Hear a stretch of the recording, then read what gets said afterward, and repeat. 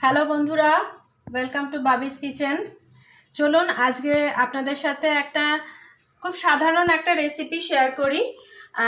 আলু মশলাদার, যেটার জন্য আমাদের লাগবে আলু, এরকম ভেজেস কাটা আলু, ছোট যে আলুগুলো আমাদের পাওয়া যায় আলুর দমের জন্য, সেটাকেই আমরা এরকম লম্বা লম্বা করে 4 টুকরো করে নেব। আর তার সাথে লাগবে গোলমরিচ, গোটা গোলমরিচ, গোটা জিরে আর গোটা ধনে। এটা 1 চামচ করেই আছে। গোলমরিচ ওই 30-35টা মতো দানা রয়েছে, 1 চামচ জিরে আর 1.5 চামচ মতো ধনে লাগবে। ধনেটা এটা একটু বেশি লাগবে এই আলু মশলাদার বানাতে। তো এটা আমরা একটু শুকনো খোলায় ঘুরিয়ে নেবো, শুকনো খোলায় একটুখানি গরম করে নেবো, গরম করে তারপরে এই মশলাটাকে গুঁড়ো করব। আর এরকম আমাদের কাটা আলু একটু লাগছে, যেরকম পরিমাণ মতো আপনারা নিয়ে নেবেন। আর তার সাথে যেরকম হলুদ, নুন যা যা লাগবে সেটা রান্নার সময় আমি আপনাদেরকে দেখিয়ে দিচ্ছি। তাহলে চলুন শুরু করি আলু মশলাদার।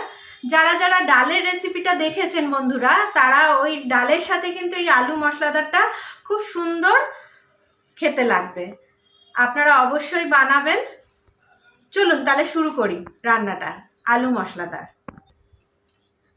হ্যাঁ বন্ধুরা, আমরা একটা কড়াই চাপিয়ে নিয়েছি, তাতে এই শুকনো যে মশলাগুলো সেগুলো একটুখানি নাড়াচাড়া করে নেবো, মানে একটু ভাজা ভাজা মতো করে নেবো। যেটা ওই গোটা জিরে, গোটা ধনে আর গোটা গোলমরিচ, এই তিনটে একসাথে আমরা একটুখানি গরম করে নেবো শুকনো খোলাতে গরম করে নিয়ে এটা আমরা গুঁড়িয়ে নেবো। ভাজা মশলাগুলো আমরা মিক্সিতে নিয়ে নিয়েছি।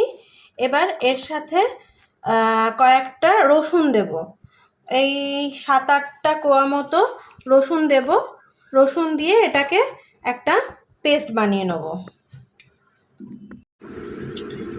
দেখুন, এই যে গুঁড়ো করে নিলাম, গুঁড়োর সাথে রসুনটা দিয়ে একটা পেস্ট বানিয়ে নিয়েছি, যেটার মধ্যে আছে গোলমরিচ, জিরে, ধনে, শুকনো খোলায় ভেজে নিলাম, ভেজে নিয়ে তার সাথে রসুন দিয়ে পেস্টটা বানিয়ে নিয়েছি। এবার তাহলে চলুন শুরু করি রান্নাটা। আর কড়াইতে তেল দিয়ে চলুন শুরু করি রান্নাটা। কড়াই বসিয়ে নিয়েছি গ্যাসে, তেল দিয়ে নিয়েছি পরিমাণ মতো। তেলটা এবার একটু গরম হলে এর মধ্যে অল্প 1/2 চামচ মতো 5 ফোড়ন দেবো। আমি হাতের আন্দাজেই দিচ্ছি, আপনারা যারা নতুন রাঁধুনিরা রয়েছেন 1/2 চামচ মতো একটু 5 ফোড়ন দিয়ে দেবেন। 5 ফোড়নটা দেওয়ার পরে যখন এই ভাজার গন্ধটা বেরোবে তেলের মধ্যে 5 ফোড়নের, তারপরে আমরা আলুগুলো দিয়ে দেবো। 5 ফোড়নে এই আলুগুলো, তেলটাও গরম হয়ে গেছে, 5 ফোড়নের গন্ধ সুন্দর বেরিয়ে এসছে। এবার আলুগুলো এর মধ্যে দিয়ে দেবো। আলুটা দেওয়ার পরে একটু হালকা হাতে নাড়াচাড়া করে নিতে হবে।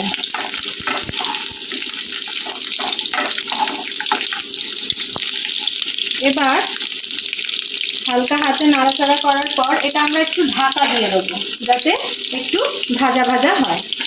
এটা আমরা এবার ঢাকা দিয়ে ভাজা ভাজা করব। এবার ঢাকনাটা তুলে এর মধ্যে পরিমাণ মতো নুন আর একটু হলুদ দিয়ে দেবো। এই ভাজতে ভাজতে নুন হলুদটা দিলে কি হবে, এটা একটু নরম হয়ে যাবে। যতটা নুন লাগবে, 1/2 চামচ করে আপনারা 2বার দিতে পারেন, কিন্তু আমার জানা একটা টুক আছে যে 3বার নুন দিলে নুনের স্বাদটা একদম ঠিকঠাক হয়। এটা আমার মা, কাকিমা, জেঠিমা, শাশুড়িদের কাছ থেকে শেখা। তো আমার এটা হয়ও ঠিকঠাক, 3বার নুন দিলে নুনটা একদম পরিমাণ মতো ঠিকঠাক হয়। এবার আমরা হলুদ দিয়ে নিলাম এর মধ্যে 1/2 চামচ মতো দিয়ে, এবার এটাকে মাখিয়ে ভাজা ভাজা করতে থাকবো। এটা একটু ঢাকা দিয়ে ভাজাটা হবে। সিম করে করে, আঁচ সিম করে করে এটা ভাজাটা হবে। এটা সমস্ত মাখিয়ে নিলাম নুন হলুদটা আলুর মধ্যে সুন্দর করে। এবার এটাকে ঢাকা দিয়ে দিয়ে একটু সেদ্ধও হবে, একটু ভাজা ভাজাও হবে।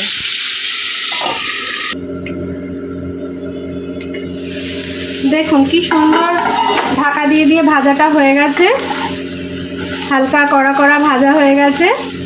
এবার এটার মধ্যে আমরা যে ওই ভাজা মশলাটা আর তার সাথে রসুনটা পেস্ট করে রেখেছিলাম সেটা আমরা এবার দিয়ে দেবো। আচ্ছা, আপনারা চাইলে শুধু ভাজা মশলাটাও দিতে পারেন, কারণ নিরামিষের দিনে এটা যদি রসুন বাদ দিয়ে করেন তাহলে এটা একটা নিরামিষের আলু মশলাদার হয়ে যাবে। তো এই পেস্টটা দিয়ে দিলাম, তার সাথে একটু কালারফুল হওয়ার জন্য একটু কাশ্মীরি লঙ্কার গুঁড়ো দেবো। এমনি লঙ্কার গুঁড়ো দেবো না, কারণ এর মধ্যে গোলমরিচ গুঁড়ো করা আছে, মানে বাটা আছে। একটুখানি হাফ চামচ মতো কাশ্মীরি লঙ্কার গুঁড়োটা দেব, তাতে এতে কালারটা খুব সুন্দর আসবে। আর ওই যে বললাম, আপনারা যদি চান শুধু ভাজা মশলাটা গুঁড়িয়ে বা পেস্ট করে আপনারা দেবেন, রসুনটা বাদ দিলে এটা আপনারা নিরামিষের দিনেও এই সুন্দর এটা খেতে পারবেন। আমার ছেলে একটু রসুন ফ্লেভার সব কিছু পছন্দ করে, সে প্লেন আলু ভাজা বলুন বা যে কোনো জিনিসে বলুন, ও একটুখানি রসুন ফ্লেভার পছন্দ করে। তো সেই জন্য আমি এটা একটু রসুন দিলাম। রসুন দিলে এটা আলাদা গন্ধ স্বাদ হয়। আর নিরামিষের দিনে যদি করতে চান তাহলে আপনি রসুনটা বাদ দিয়ে দেবেন। এটা আমরা এবার একটুখানি ঢাকা দিয়ে দেবো যাতে মশলাটা পুরোপুরি এর সাথে মিশে যায়। চলুন দেখে নিই কীরকম তৈরি হলো আমাদের আলু মশলাদার। দেখুন সুন্দর মশলাটা একদম গামাখা মাখা হয়ে গেছে, এটা খুব সুন্দর খেতে লাগে। আপনারা যদি আমার চ্যানেলে ডালটা দেখে থাকেন, সেই ডালের সাথেও এটা খুব ভালো লাগবে। যেটা পালং শাক দিয়ে ডাল বানিয়েছিলাম, ওই রেসিপিটার সাথে প্লেন ভাত, ডাল আর এই আলু মশলাদার। তো এটাতে আর কিছু দিতে লাগে না, তাও আমি একটুখানি গার্নিশিংয়ের জন্য একটু কুচনো ধনেপাতা দিয়ে দিলাম যাতে একটু দেখতে সুন্দর লাগে। বাট এটার মধ্যে কিছু দিতে লাগে না, এটা এমনিই সুন্দর। এটা রুটির সাথেও চলে, গরম ভাতের সাথেও চলে। চলুন এটা পরিবেশন করে নিই। দেখুন সুন্দর করে সাজিয়ে নিয়েছি, একটু ধনেপাতা ওপর দিয়ে তো ছড়িয়ে দিয়েছিলাম। দেখতেও যেটা এরকম সুন্দর হয়েছে, খেতেও খুব সুন্দর হবে। তো আপনারা অবশ্যই এটা ট্রাই করবেন, পছন্দ হলে আমাকে কমেন্টে জানাবেন। আর সাবস্ক্রাইব করবেন, সাবস্ক্রাইব করার সময় বেল আইকনটা প্রেস করে নেবেন যাতে এরকম সুন্দর সুন্দর রান্না আমি চ্যানেলে ছাড়লে আপনারা দেখতে পান। এটা খুব সুন্দর খেতে হয়, রুটির সাথেও ভালো লাগবে, ভাতের সাথেও ভালো লাগবে। আলু মশলাদার আপনারা অবশ্যই বাড়িতে ট্রাই করবেন। টাটা বন্ধুরা।